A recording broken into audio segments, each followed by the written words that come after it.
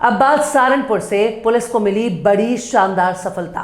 थाना सदर बाजार पुलिस द्वारा फर्जी कंपनी में नौकरी लगवाने के नाम पर महिलाओं से लाखों रुपए की ठगी करने वाला मुख्य आरोपी अभियुक्त दीपक सिंह निवासी बिहार को गिरफ्तार किया गया। इसके कब्जे से ठगी के 5,50,000 रुपए नगद बरामद हुए हैं। आज एसपी सिटी अभिमन्यु मांगलिक के द्वारा प्रेस वार्ता कर फर्जी कंपनी बनाने वाले मुख्य अभियुक्त दीपक सिंह का पूरा खुलासा हुआ। मीडिया को जानकारी देते हुए एसपी सिटी ने बताया कि ये पहले भी जेल जा चुका है। कुछ पत्रकार भी इस फर्जी कंपनी में दीपक सिंह से पैसों का लेन देन कर चुके थे और फर्जी कंपनी को चलाने के लिए इन पत्रकारों के द्वारा शेल्टर दिया जा रहा था। ये सभी पत्रकार विवेचना में शामिल किए गए हैं। आपको बता दें कि जल्द उनके नामों का खुलासा होगा जो हमारे सामाजिक सिस्टम को दीमक की तरह चाट रहे हैं। वहीं वरिष्ठ पुलिस अधीक्षक सहारनपुर द्वारा गिरफ्तारी में शामिल पूरी पुलिस टीम को 25,000 रुपए का पुरस्कार दिया गया। आपको पता होगा पिछले दिनों ये जो स्कैम निकल के आया था कि एशियन एंटरप्राइज नाम से कंपनी खोली गई थी जिसमें महिलाओं से करीब 2 से 2,500 महिलाओं से पैसे इकट्ठे किए गए थे 2,400 रुपए, और उनको बताया गया था कि उनको कुछ ऊन दी गई थी उनको, और बोला गया था कि ऊन से फूल बना के देना है जिसके बदले में उनको 4,000 रुपए दिए जाएंगे। जब इसका आज भांडाफोड़ कर दिया गया है। जो इसका मेन मास्टरमाइंड है दीपक और कन्हैया, जो रहने वाला खगड़िया जिला बिहार का रहने वाला है, उसको पुलिस ने गिरफ्तार कर लिया है। जब इससे पूछताछ की गई है तो उसने पूरा जो अपना प्लान है वो इस तरह पुलिस को बताया है कि जैसे ही ये आज से 2 से 2.5 महीने पहले ये सहारनपुर आया था, ये इससे पहले भी 420 के केसेस में अलग अलग राज्यों से जेल गया हुआ है। इसके पिताजी बिहार में पोस्ट मास्टर डाक विभाग में काम करते थे और वो भी जेल जा चुके हैं। और ये जब सहारनपुर में आज जून के महीने में आया था, जून महीने में आने के बाद सहारनपुर रेलवे स्टेशन से इसने करीब कुछ ऐसे लोगों को पैसे देकर उनसे सिम निकलवाए, 4 से 5 सिम उसने निकलवाए, वही सिम इसने इस्तेमाल किए।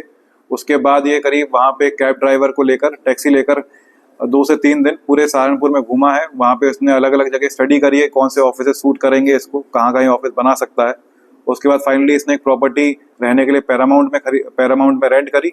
उसके बाद इसने ये एशियन एंटरप्राइज नाम का जो अपनी कंपनी थी वो खोली। वहाँ के जो बिल्डिंग के मालिक हैं उनसे उसने रेंट एग्रीमेंट कराया। रेंट एग्रीमेंट जो उसने कराया उसने अपने नाम से नहीं करवाया, वो इसका एक साथी है विनोद, जो रहने वाला उड़ीसा का है, उसको इसने बुलाया और उसके ही माध्यम से पूरा रेंट एग्रीमेंट हुआ। बैंक अकाउंट उसको खुलवाना था तो उसने अपना एक फर्जी आधार बनवाया। फर्जी आधार में इसने बताया कि इसके पास एक मोबाइल में एक ऐप है जिससे आधार में आप जो भी डिटेल डालोगे उस नाम से आधार बना के वो दे देगा, और वही आधार इसने बैंक ऑफ महाराष्ट्र में इस्तेमाल करते हुए एक अकाउंट बनवाया। तो इस तरह से इसने पूरी तरह से प्लानिंग करी। वहां पर जो एम्प्लॉयज रखे थे, 20 से 25 एम्प्लॉयज उसने रखे थे एजेंट के रूप में, वो उसने OLX के माध्यम से एडवर्टीजमेंट देके रखे। उनको इंसेंटिव देने का भी इसने प्रलोभन दिया था, और इस तरह से ये अपनी आगे जितनी महिलाओं हैं वो बढ़ा रहा था। ये भी बताने वाली बात होगी, जो इसने ये बोला था कि जो महिला को लेकर आएगा उसको पर महिला 400 रुपये भी मिला करेंगे एज अ कमीशन। तो वो भी ये बांटता जा रहा था। ये जहाँ से ऊन की सप्लाई लेता था वो सदर बाजार दिल्ली से लिया करता था।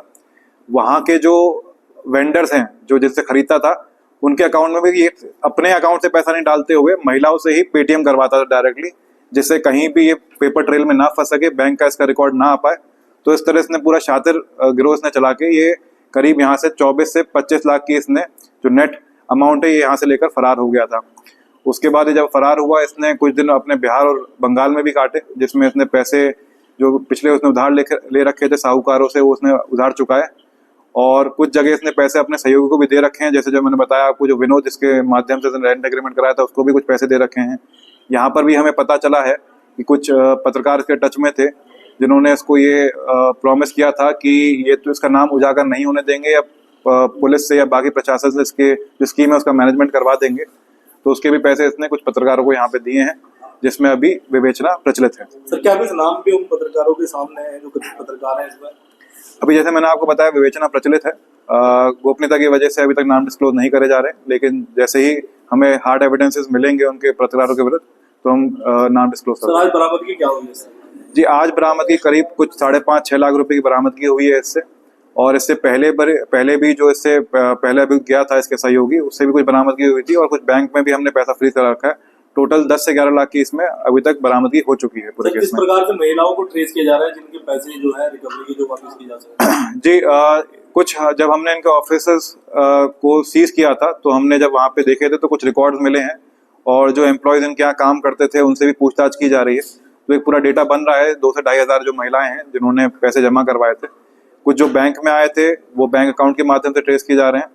तो इसमें कार्रवाई प्रचलित है और जैसे ही विवेचना आगे बढ़ेगी तो हम मानते हैं कि 2,000-2,500 जो महिलाएं हैं जिन्होंने अपने पैसे दिए थे, और इसके अलावा जो महिलाएं आके क्लेम भी कर रही हैं तो उनसे भी हम रसीद देख रहे हैं कि जो रसीद दी गई है वो ठीक दी गई है नहीं दी गई। इस माध्यम से हम पूरा डेटा बनाएंगे और कोर्ट के साथ शेयर करेंगे, जिससे ये पैसा जो हमने जब्त किया है वो कोर्ट के माध्यम से इनको रिलीज हो पाए। भाई और बहनोई का नाम भी इनके सामने आया था, तो क्या?